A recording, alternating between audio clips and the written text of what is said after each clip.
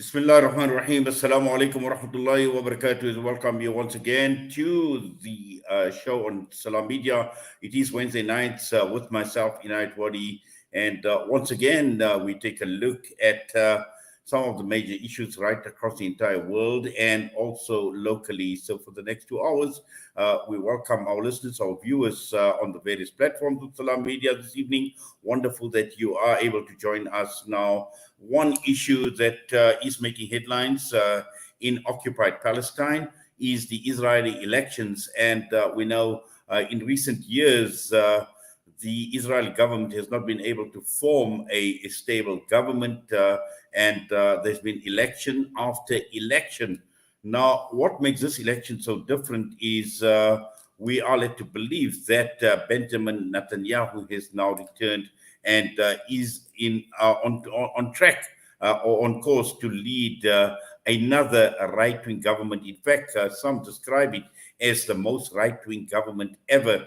And this evening, our panelists joining me are Professor Nidal Sakr, March for Justice out of the United States of America, and we've also got Professor Jeff Halper, Israel Committee Against House Demolitions this evening. Professor Nidal, I see you on top of the screen. Assalamu alaikum and welcome. Wa alaikum assalam wa rahmatullahi wa barakatuh. It's always a pleasure to be with you, brother. Yes, and also Prof. Jeff Halper. Wonderful that you're able to join us. We welcome you to the show. Good to be here. Thanks for inviting me. Yes, Prof. Jeff, let's just start off with you and obviously looking at Israel at this point in time and in recent years, we've seen election after election. In fact, I can't even recall how many elections have been held in the most recent past. And just trying to understand what is actually playing out in Israeli political circles. Well, you have to understand, and I'm not going to give a lecture, I promise, but you have to understand the nature of Zionism to understand what's happening in elections. These aren't just elections where this party or that party gets elected. There's a logic to what's happening. And as we all know, Zionism began as a settler colonial movement 130 years ago. And the purpose of Zionism, what the Zionists themselves have always said, is that we have an exclusive claim to Palestine, to the land of Israel. It belongs to us. We're coming back to reclaim it. And the whole purpose of Zionism then was to transform Palestine into Israel. In other words, to Judaize Palestine and make an Arab country into a Jewish country. So once we understand that, 130 years ago, we can understand that in between, during the Mandate period, during the Nakba, between the Nakba in 1967 when Israel was created, after 67 when it conquered the occupied territories, that this was all part of a logical, intentional, purposeful process of taking over Palestine. And the elections simply reflect that. All Israeli governments, from the first government of Ben Gurion until today, have had that as their agenda. Now, some of them weren't able to act on it. Netanyahu is much more forthcoming about it in terms of building settlements, in terms of claiming this whole thing as Israel. And now with his parties, the religious Zionists that are really the settlers, Smotrich and Ben Gvir, with them in the government as a very powerful party. They're the third largest party in the country, the settler party. Now the whole agenda of Zionism, of actually nailing this down, finally annexing the West Bank and East Jerusalem to Israel, declaring this Israel a Jewish state, and essentially establishing an apartheid regime which is the only thing Israel can do if it wants to take the country and take the land, but it's stuck with a large Palestinian population. So all we have today is really the natural culmination of the last 130 years. There should be nothing surprising about these elections. It's true, it's far right, but the alternative, the so-called moderates like Lapid and Gantz, were also apartheid people. They're also Zionists. They also want to take over the land. They'll do it maybe in a more diplomatic way. But all we got today in the election was an open, honest apartheid regime versus what we could have had with Lapid, which is apartheid light. But there's no difference whatsoever between Lapid and Gantz and Netanyahu and really the religious settlers. There's no difference. I would say that 90 seats in our parliament out of 120 have absolutely the same agenda, the same Zionist agenda, a right-wing Zionist agenda. The only difference is that that some like Bibi Netanyahu and some hate Netanyahu. That's the difference. It isn't an ideological difference. The difference between Lapid and Netanyahu is nothing ideological. It's simply personality. So in short, what we got today should not be a surprise. It isn't unusual. It's actually the natural outcome of the Zionist process of the last century and more. And in a sense, we're witnessing a semi-colonial regime that's succeeding in taking over a country and normalizing it. So part of our discussion tonight should be, how do we oppose this? But I'll leave that for later. Yes, we certainly will be having a discussion on how do we oppose this. And I just want to bring Professor Nidal Sakr into the discussion. And obviously, Professor Nidal, as Prof. Jeff mentions, he's not surprised, and I'm sure you are also not surprised, and also looking at how the leadership in Israel has evolved over a period of time. There should be no cause for any surprise. Well, first of all, I'd like to thank Jeff for his explanation of the situation. I could not put it any better. I always like to put things in perspective. Just like Jeff said, that there is the Zionist project, which they are all part in, or part of, and different faces to the same project. And then we have the Palestinian project, which is basically taking things back to the right course and how they were before. I always like, when I look at situations that seem to be a little bit ambiguous and there's so much conflict and so forth, I like to get out of the box and look at it from an iceberg perspective so we can get some clarity. Whatever is happening within the Israeli society, within the Knesset, within the Israeli political system, I think it's something that would play itself out. I think what's taking place right now is much more interesting and detrimental to the outcome to all of this. What we see right now in Gaza, of course, Gaza right now is a whole entity to reckon with. What we see right now happening in the West Bank is actually even very interesting these days, because as we see right now, this is not just some sporadic incidents every now and then or here and there, where Palestinians, they just carry some operation and some shooting and so forth. It is actually turning into a major war of liberation. I think there is even more that's inside Palestine itself, what we call Palestine 1948. I think in the dark or the back rooms of the Israeli politicians, I think they're all worried about this. I think what they all have in mind, or their biggest concern right now, is a divided, quote unquote, Israeli society that is very much predominantly Zionist in many ways. But at the same time, now everybody's facing existential threat by those Palestinians that are just getting fed up and saying, you know what, we're just not going to put up with it anymore. The Palestinians carrying the operations right now against the Israeli occupation, whether it's 1948 or West Bank, these are people are in their early 20s and their late teens. They're supposed to be generations that have long forgotten about what Palestine is and the roots of the conflict. But it also shows us that if you're Palestinian, if you have Palestinian blood running in your veins, you can never take freedom away.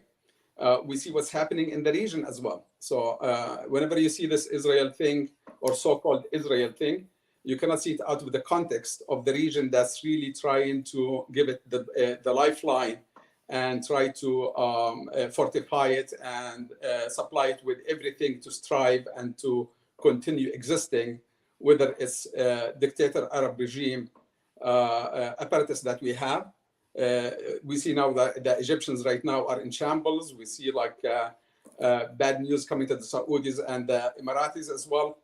So I think like in the next 5 years, we will see many new developments in the region. We will see many new developments in Palestine, whether it's the West Bank, whether it's 1948, and of course Hamas right now, or Gaza in particular. Whenever the word Gaza comes up, I think the Israelis like they think a million times before they even like messing with Gaza. So West Bank, I think, is going to turn another Gaza, and I think like in time they will think that if Gaza was really bad, I think they haven't seen what West Bank could turn into. 1948, I see it coming. 1948, I think, not only because like we have disenfranchised Arab population, but we see actually many Jews who are turning anti-Zionist. They're just getting fed up with this Zionist project. They do not subscribe to the racist, terrorist Zionist agenda. And they're turning out in numbers like more and more. Yes, we see the shift to the right in many ways, but we also like see also like the anti-Zionist movement among the Jews in Palestine, I think, is getting a little bit more articulate and coming together. And I think like even we will soon have a front between the anti-Zionists, whether they're Jews or Arabs, to become like a major headache for this so-called Zionist political regime. I think one of the advantages of these developments that first of all, they killed any delusion that we ever had about so-called two-state solution. Nobody now is talking about two-state solution because it's a joke. I think on the multi-ethnic or like one-state solution, but diverse and so forth, I think that's even becoming more out of question, because we realizing, the whole world is realizing that you just cannot coexist with Zionist and Zionist agenda. So I see very promising, whatever is happening, that's very promising. I'm not really intimidated by whoever is winning what. We know that Lapid always took Netanyahu for his mentor and role model anyway. So just like Jeff said, they're all basically different faces to the same failing terrorist fascist agenda. Well, thank you for that, Prof. Nidal, and also getting back to Prof. Jeff. Now, just looking at the instability within Israel, within the government, and as I mentioned, Prof. Jeff, in my introduction, there's been election after election in recent years, which tells us that there is fundamentally a problem. Because on the one hand, you make mention of the Zionist settler colonial movement, but also looking at what Prof. Nidal Sakr has mentioned in terms of the anti-Zionist movement that is also growing. So clearly, we've got an Israeli society that is divided, and this possibly could be the reason as to why we see the instability as far as the government is concerned. I don't think so. The instability comes from this crazy political system we have of proportional voting. In other words, you don't have a representative in parliament. The whole country is one voting district, and you basically vote for a party. And very seldom today does anybody identify strongly with a party. Maybe Likud people identify, they identify less with the Likud than with Netanyahu himself. It's a personality cult. The left has almost no one to vote for. The Labour Party barely got in this time because the Labour Party is presenting itself as a center-right party. So you have a real right party. Why vote Labour? Meretz, which is the Zionist left party, didn't get in at all. So, basically, unless you're religious or right-wing, you don't really have a party to vote for. You vote for the lesser evil, you see. And, I have no one that really represents me as an anti-Zionist Israeli Jew. So that's the problem. The people aren't really, I don't think the elections really reflect the public opinion, but they're unstable because you have to cobble together a coalition. This government could have 6, 7, 8 parties in it. One party will have 32 seats like the Likud, another party will have 4 seats, Another party will have 8. You have to cobble together a coalition that can have no common political agenda because they're all single issue parties just kind of living together. This time in the next election, there'll be another combination of parties. So what I'm trying to say is that in a way, it doesn't matter because it goes back to what I was saying before. And I want to emphasize this. It's true there are some anti-Zionist Israelis emerging, and it's true that people don't always like the right wing and everything else. But basically, Israeli society is united around Zionism. Whether it's a maximal Zionism like Ben Gvir that says it's all ours and we're going to conquer it and get rid of the Arabs, or whether it's a more respectable, moderate Zionism like Lapid that says, well, we'll set up apartheid state, but we're just not going to call it apartheid. We'll be diplomatic about it. Whatever it is, they all agree. Right to left in Israel, among Zionists, all agree on the economy, more or less, on there should be better housing, there should be education, there should be better roads. There's nothing they disagree about, including the occupation and apartheid and Zionism taking over the country. So it doesn't really matter if it's unstable. All right, so you got a Likud government this time, you get a Lapid government next time, you get somebody else next. It doesn't matter because they all really have the same political agenda. They all really agree on domestic issues. So governments can rise and fall. It hasn't affected Israel in any way these last 5 years, these last 3 years with the last 5 elections. The economy is doing very well. It's a stable society. The Israeli army is very effective in the occupied territory. We're normalizing with the Sunni Arab world, certainly. We have international support behind Israel. So, for Israelis, who cares what the government is? De facto, everything is going pretty well for Israel. And so I wouldn't put too much significance on internal Israeli differences because, in fact, I don't know what it is, 85% of the population is pretty much united, on Zionism. The difference is it a more liberal Zionism or a more harsh Zionism? Mark Twain, the American writer, grew up on a farm in Missouri. And he used to say, my mother was a liberal. She used to drown the kittens like you do on a farm, like everybody else did, but she'd warm the water first. So, the only Netanyahu and the settlers are going to drown the Palestinian kittens in cold water. Lapid and Gantz will drown them in warm water. But that's really the only difference, in my view, between the two. Well, very, very interesting, Prof. Jeff, and also I think Professor Nidal.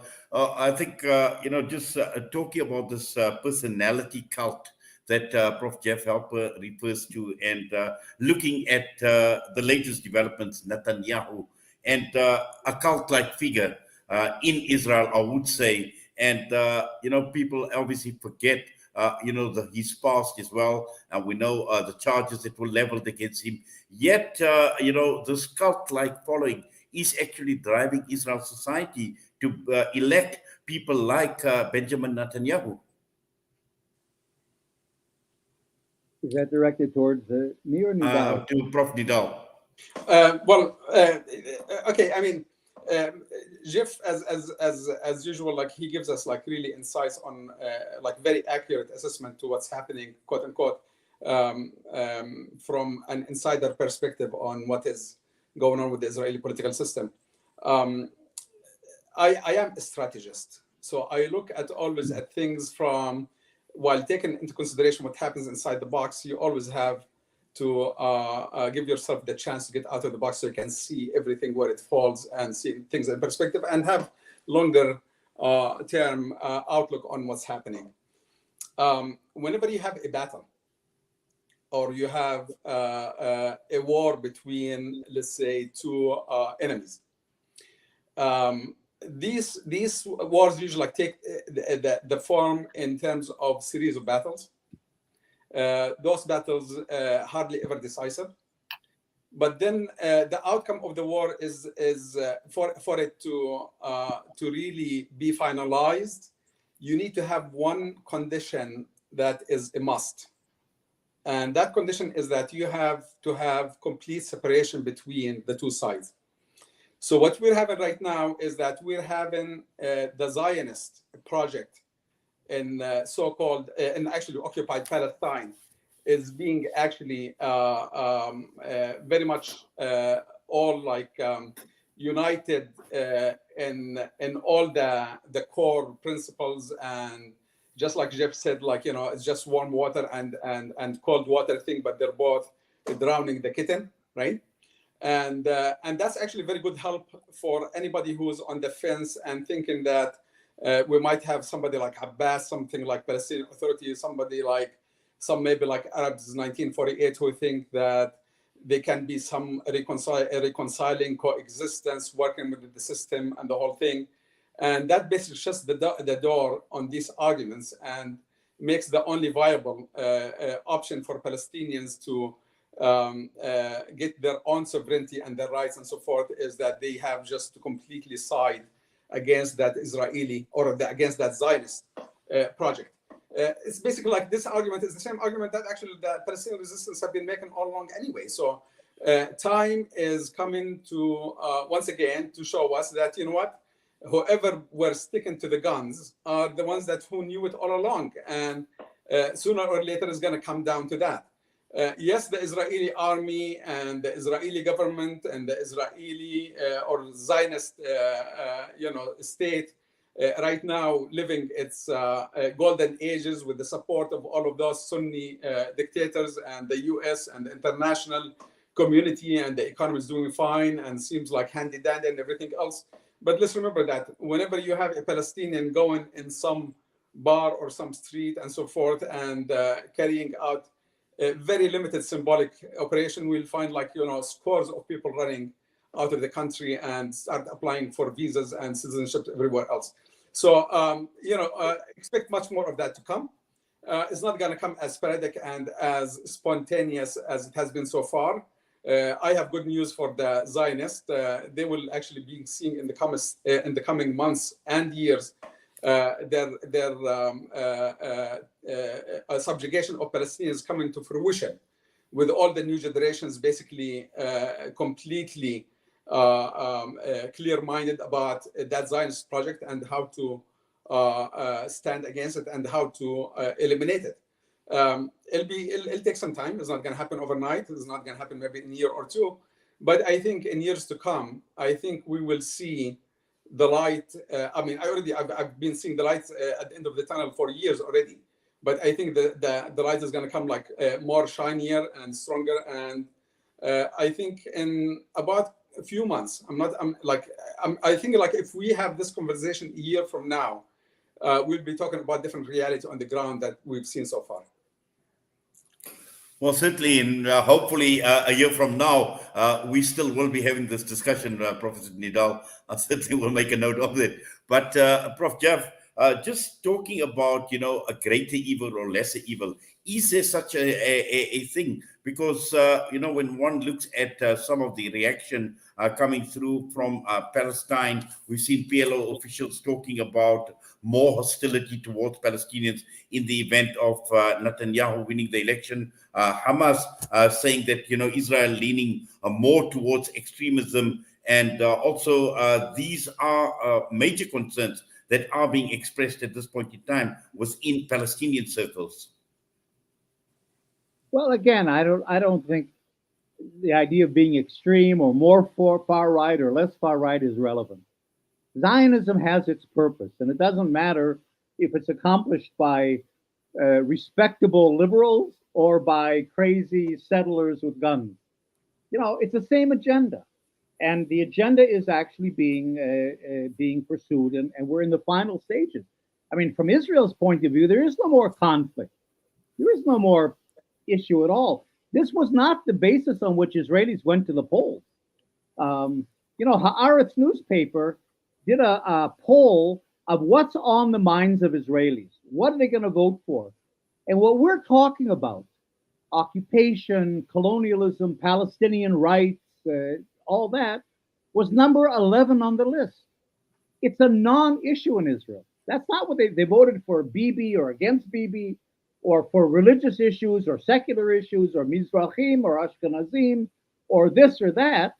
They did not vote on the issue. The Palestinian issue was not really an issue for anybody except the settlers, and their population of the settlers of the West Bank primarily. So, from Israel's point of view, we're mopping up. It's over. We have the entire country. It's all being Judaized. We have 800,000 Israeli settlers living in the West Bank and East Jerusalem. The Palestinians are confined to little Bantustans in Area A, B of the West Bank, in Gaza, a closed cage. The Palestinians inside Israel, inside 48, the Palestinian citizens of Israel are 20% of the population, but they're confined by law, by zoning, by regulations to 3.5% of the land. So the Palestinian population, which is the majority population today in historic Palestine, it's maybe 51, 52% of the population without the refugees, right, is confined to 15% of the land. So from Israel's point of view, there is no more conflict. The Palestinians are not an existential threat. We talk about resistance, which is important, but the resistance is not really organized either. We have to understand that. It's become more individualized in a sense. So really my question, and this is what's been on my mind, and that's why I've been active in the One Democratic State campaign, which is a Palestinian-led organization, is okay, resistance, but to what end? I mean, trying to fight Israel, but to what end? In other words, what we're lacking is not resistance. It's not the realization that colonialism is bad or that Israel is Judaizing the country. The problem we have is that we have no political plan. The Palestinian, by we, I mean the Palestinians, of course, and anti-Zionist Israelis like me. There is no political plan that we're advocating for, pushing for, besides Israel. And that's where we're weak. That's where Israel wins. Israel knows where it's going. Where are we going? We want one democratic state? I don't know. Do we want total liberation?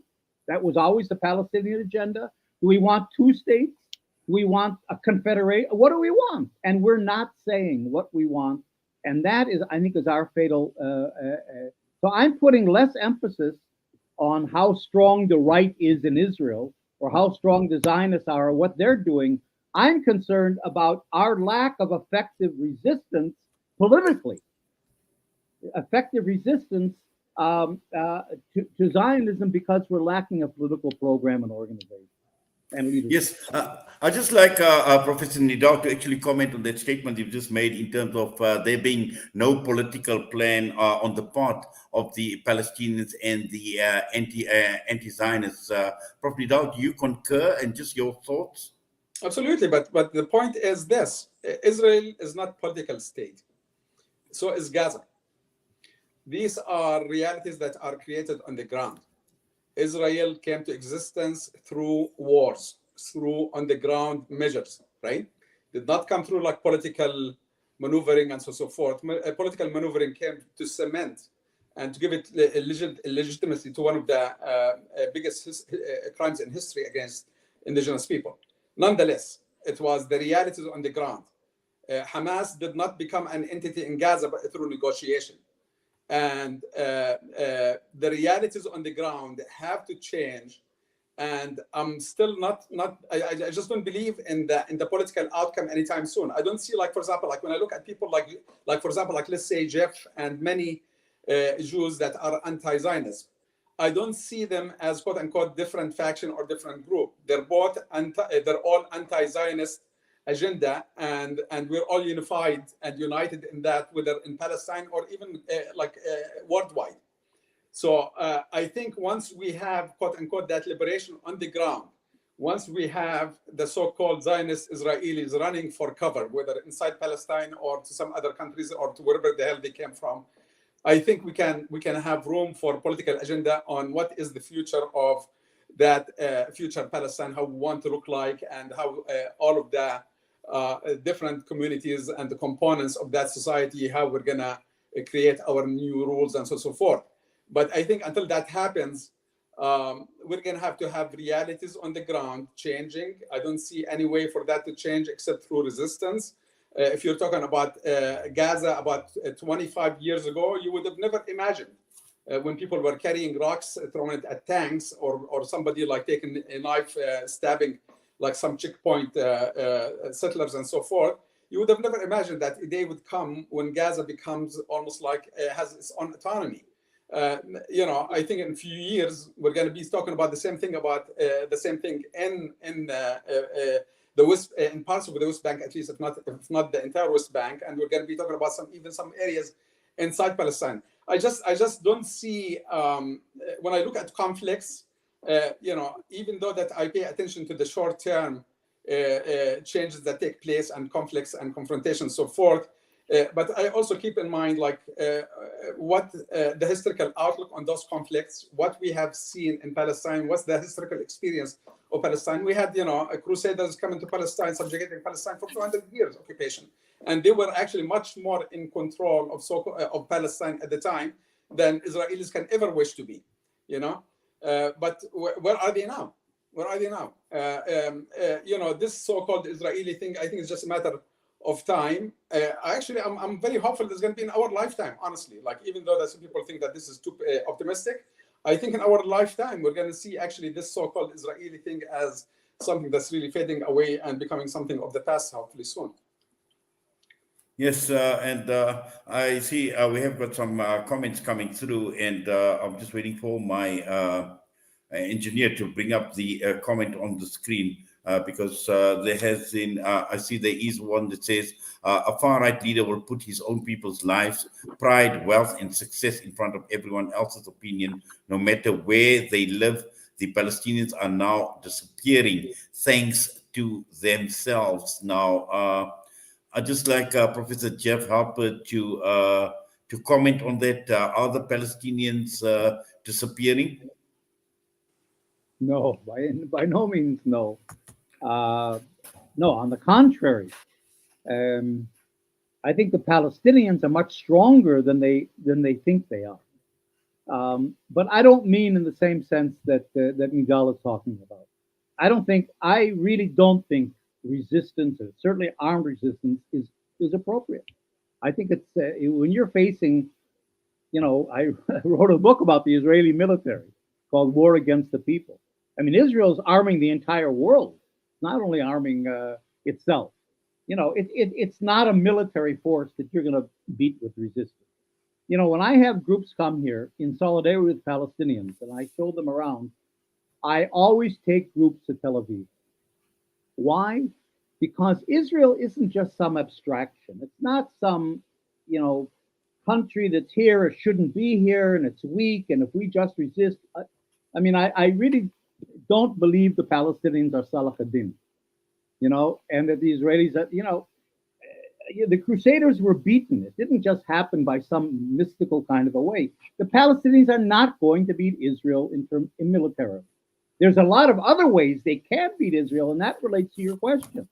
The Palestinians are strong in the international civil society. Israel has lost it in the court of public opinion, and you have Palestinian support groups all over the world.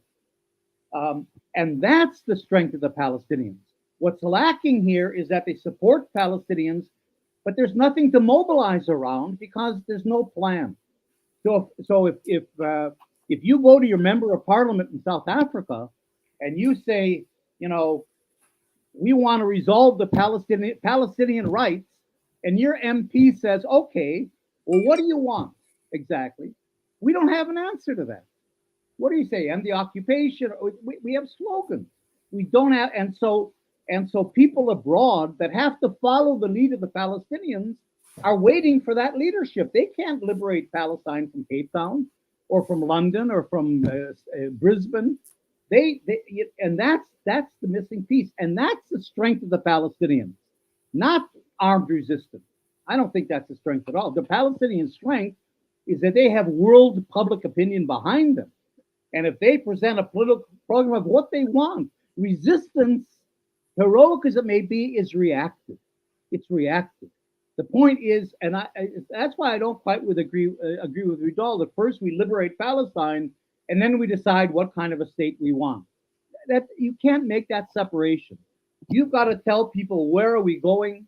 You've got to build towards that. You've got to bring people. It's one thing. The liberation and the reconstruction of the country are one thing, and that's why I really think that if the Palestinians begin to see the strength of their cause and how they can win, actually, based on world public opinion and mobilizing the world population behind them, I think they can win. And that's why I don't believe the Palestinians are disappearing. On the contrary, they could be stronger than the Israelis. I think the Israelis, in a sense, are disappearing politically. But they've got to be proactive and strategic and come up with a political plan. Otherwise, I mean, armed resistance is not going to liberate them. That's, my view. Okay. Yes. Now, obviously, I'd like Professor Nidal, obviously, to comment on that. But also, at the same time, Professor Nidal, looking at the Palestinians, and I think they do realize the strength of their cause, considering, as Prof. Jeff mentions, the support that they have right across the entire world, particularly looking at human rights organizations, looking at civil society, except for some of the governments, and we've been speaking about some of the puppet governments in the Middle East, but also countries like the United States of America, where we've seen Joe Biden recently saying that I'm not a Jew, but I am a Zionist. And he openly admitted that. We've seen Liz Truss, the former British Prime Minister, openly saying, I am a Zionist. We know with the latest guy, Rishi Sunak, he's obviously mentioned his close ties with Israel and Zionism as well. So, with the governments right across the entire world, except for a few, we've seen this stance that Australia has taken at this point in time.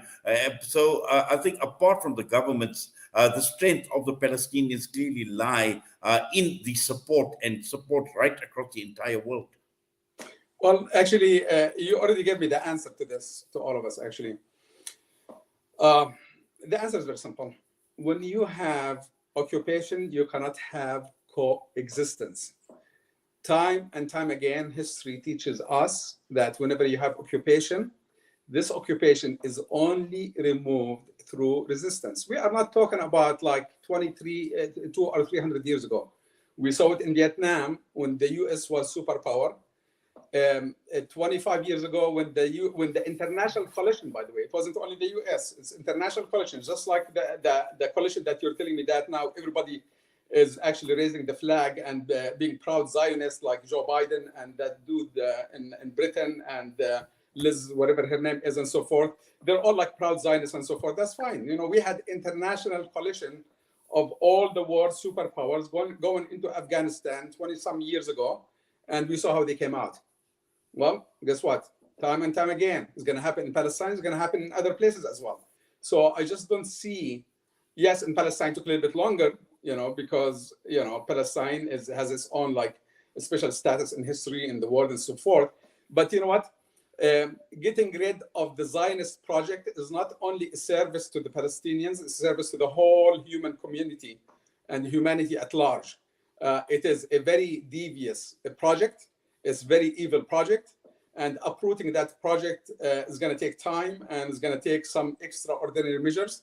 Those measures are going to be basically whatever you see right now, the sparks flying here and there in the West Bank and in Palestine 1948. This is actually a sign of what is to come. I definitely see that this Israeli project, or not Israeli, Zionist project, eradicated through resistance. And I'm not, by the way, discounting anybody who's talking politics. Talk politics all you want. Work on it, on the political project all you want. I'm not against any of that, right? But if you think that politics is going to be able to cleanse this cancer that we have called Zionism, I think that's really like far-fetched. Resistance is the only way to go. It doesn't matter how limited we think it is in front of the Israeli military might and so forth. Wars are won by hearts, not by arms. And I think when it comes to the hard side, I think Palestinians are in very good shape compared to their Zionist enemy. Yes, Prof. Jeff. Also, you mentioned earlier on about how do we oppose this and what other options, obviously we're speaking about international opinion, but looking at the Palestinians in the occupied territories, what other options besides resistance do they have? There's three options. I've been thinking about this a lot, and in our group, we talk about this a lot as well. Let me say, first of all, that I think we can't confuse. I think there's a confusion here between colonialism and settler colonialism. In colonialism, the British in India, the French in Algeria, well, no, that's not true. That's still, the Dutch in Indochina, the French in Indochina, the French in West Africa. Colonialism ends with liberation. The colonized people throw out the colonists, and the colonists don't want to stay there. Once they're there to extract raw materials, cheap labor. They're not there to annex the country. They're not there to settle the country. They don't want the country. They want the resources. So once the resistance and the anti-colonial movement succeeds in defeating the colonial power, they go home. They go back to France. They go back to England. They go back to Portugal. That doesn't happen in settler colonialism, and you know that very well in South Africa and also in the U.S. In other words, there has never been a case where a settler colonial population has been expelled, has been driven out. Never.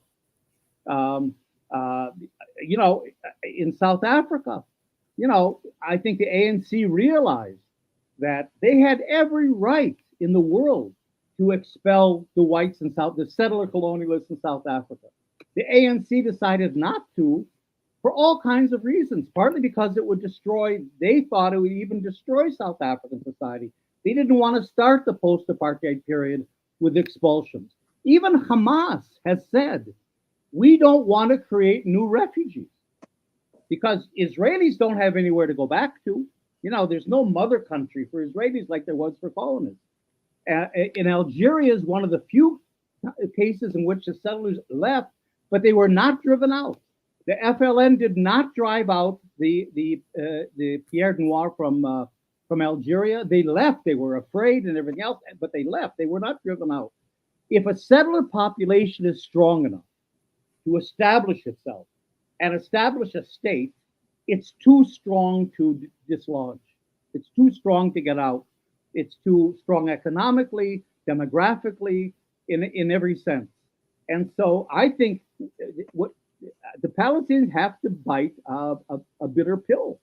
And that is that the Israeli Jews are going to stay. They're not going to leave. They have nowhere to leave to.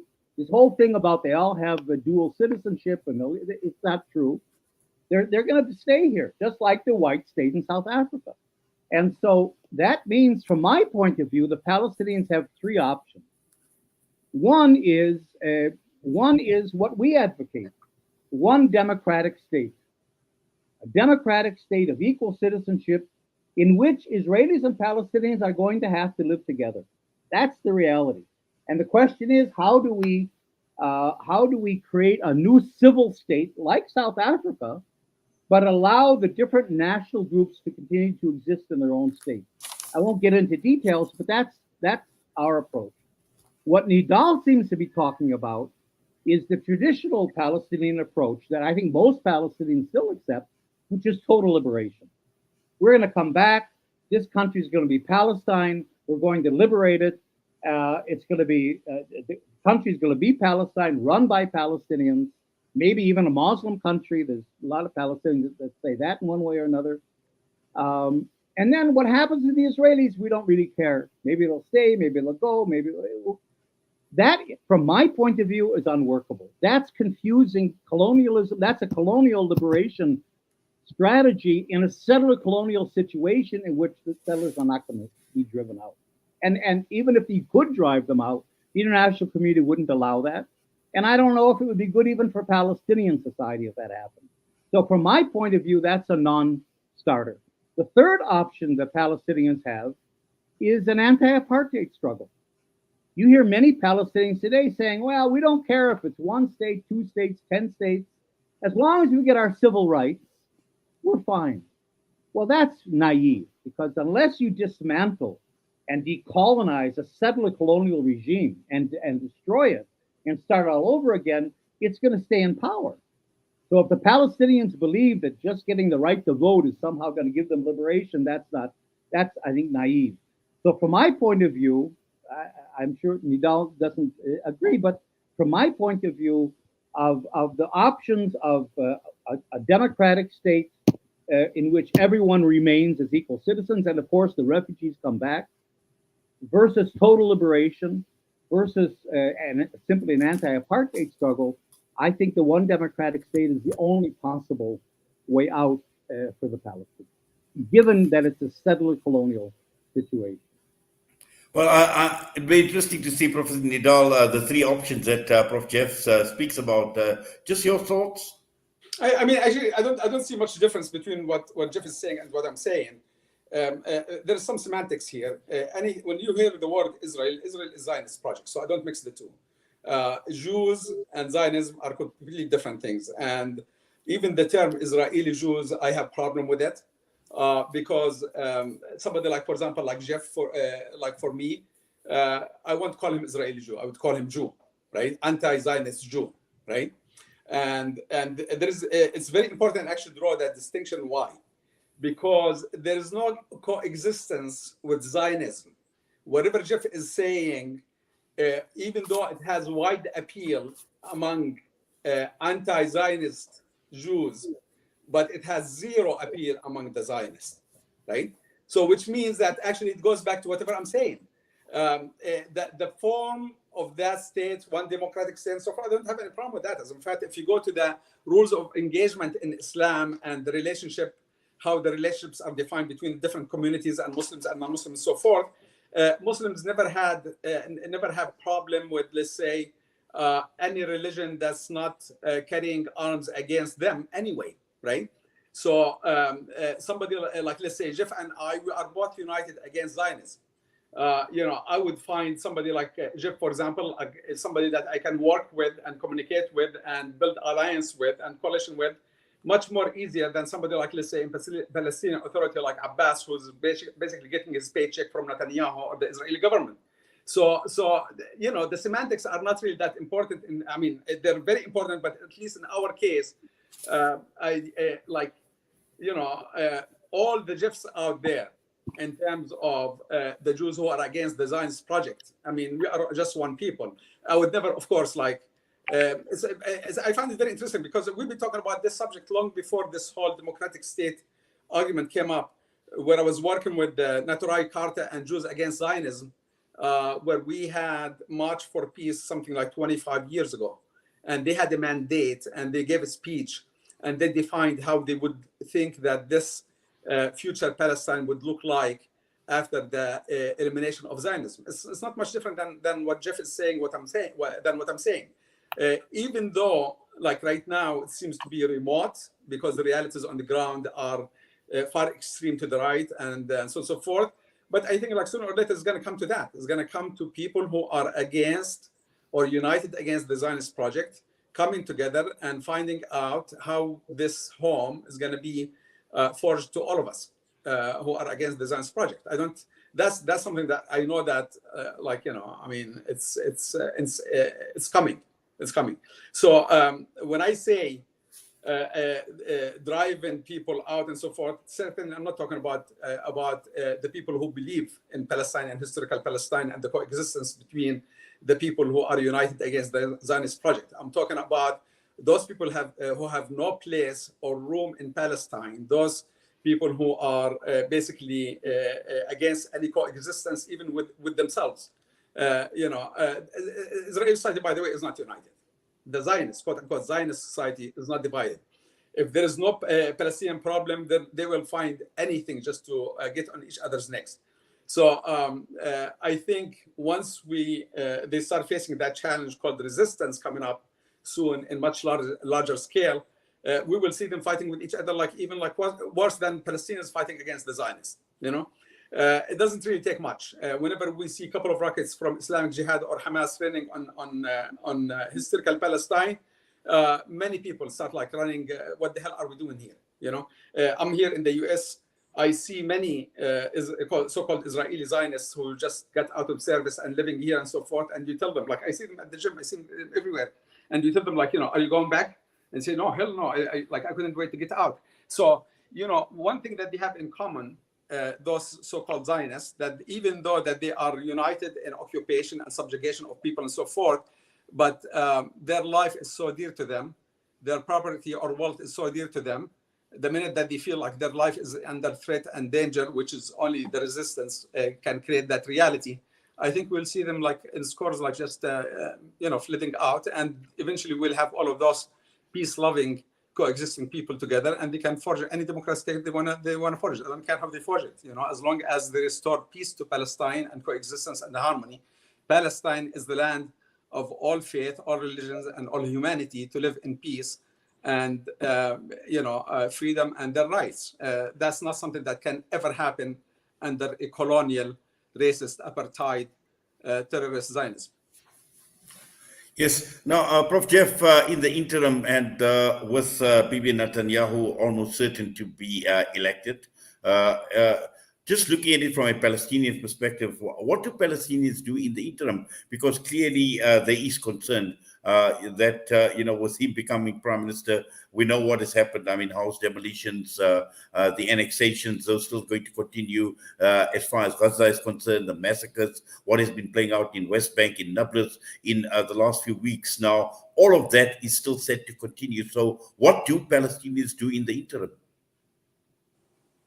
Well, that's a very good question.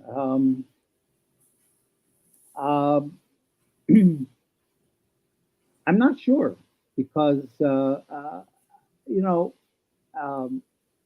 Israel seems to have just an open hand, an open field. I mean, nobody's resisting. The Palestinians aren't able to resist settlements, the taking of the land, their own confinement into these little tiny Bantustans. The international community is certainly not holding Israel back in any way. If Netanyahu has any concern about the far right, the settlers that are now in his government, it's going to be that they're going to make things so outrageous that they might arouse certain resistance or certain criticism from governments abroad. If it gets too overtly racist and violent, and so I think he wants to sort of keep things under control a little bit. But that's only a tactical concern. I think the Palestinians again have support all over the world. Solidarity groups come here. I'm the head of the Israeli Committee Against House Demolitions, so we try to raise the issue of house demolitions all the time, and groups bring that up with their governments. Groups are working against the wall. Palestinians are trying to articulate their human rights. Amnesty International and other human rights groups are contributing. There's a lot that's happening to sort of control Israel or at least protect the Palestinians in a way.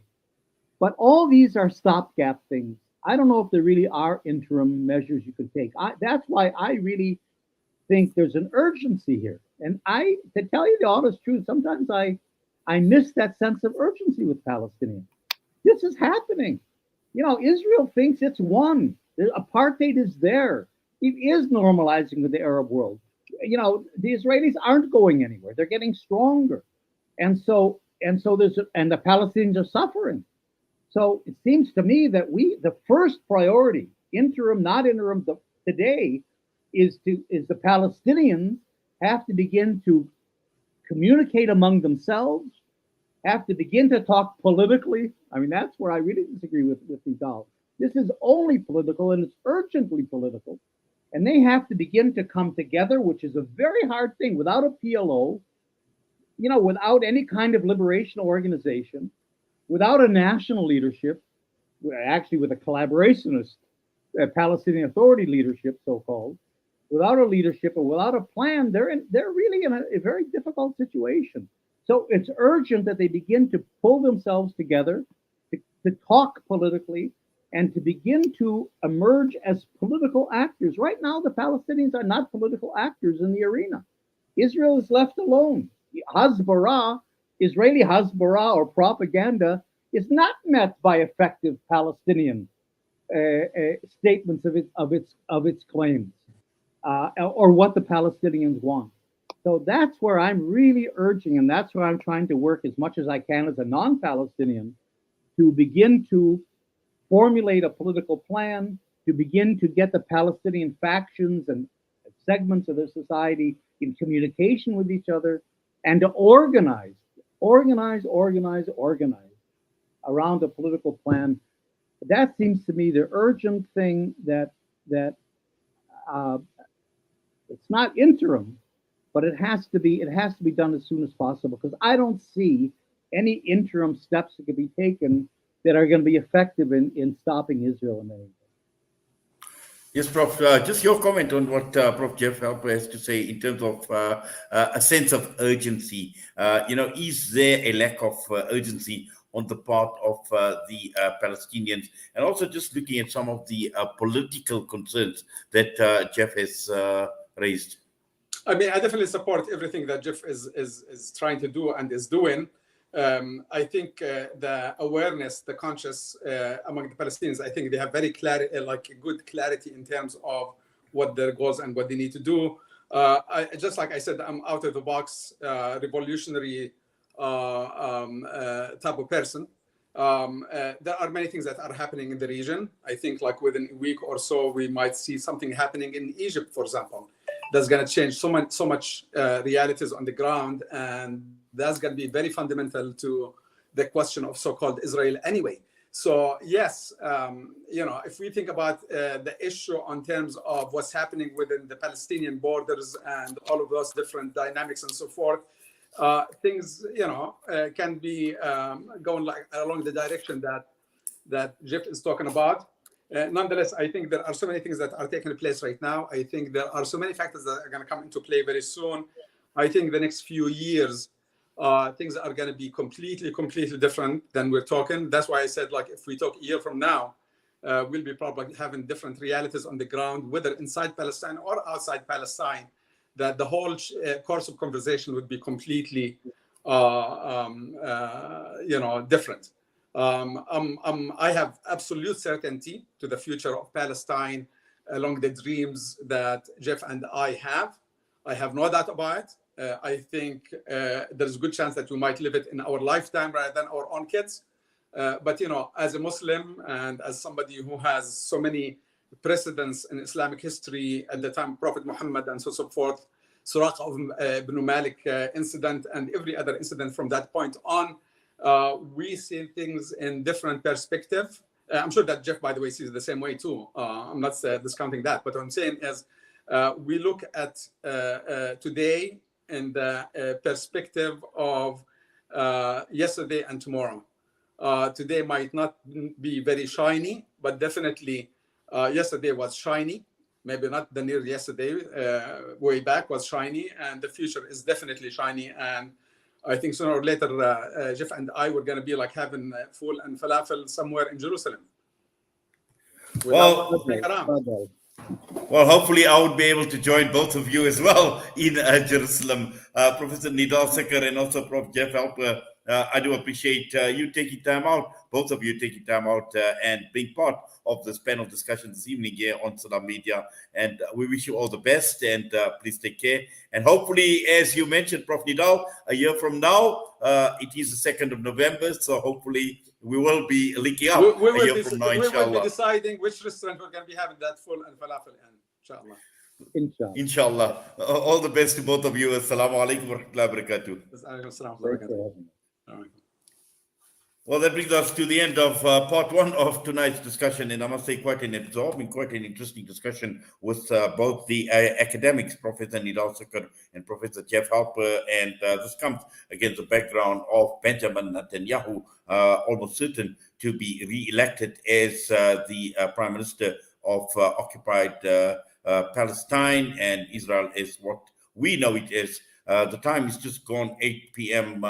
We are going to go for a quick break, and we come back. And once again, the whole question surrounding electricity tariffs are in the spotlight. And this week, quite an interesting development the Gauteng High Court had actually ruled against electricity tariffs. And this evening, we will be joined by Melanie Vaness, CEO of the Pietermaritzburg Chamber of Commerce, and Dr. Trevor Ngwane, Anti-Privatization Forum. So another interesting discussion on a local issue that will be coming up shortly. Stay with us.